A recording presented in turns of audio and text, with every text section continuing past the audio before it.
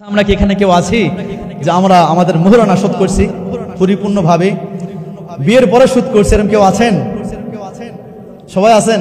মাশাআল্লাহ, আলহামদুলিল্লাহ, পাইছি একজন। এরকম আছে? আলহামদুলিল্লাহ।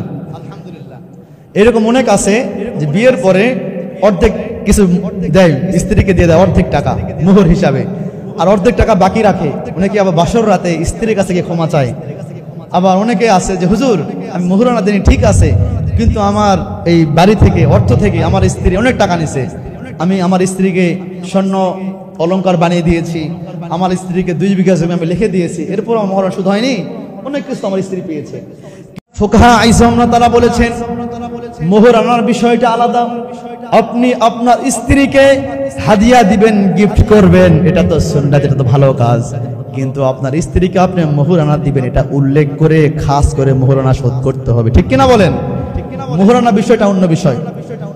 ফুকাহা আইসামরা বলেছেন আমার ভাইয়েরা, যদি কেউ মোহরানা শোধ না করে, মোহরানা পরিপূর্ণভাবে স্ত্রীকে শোধ না করে যদি কেউ মারা যায়, আল্লাহ রাব্বুল আলামিন কিয়ামতের মাঠে, মহা মুসিবতের মাঠে পৃথিবীতে জিনা যারা করে এদের কাতারে ওই ব্যক্তিদেরকে উঠানো হবে।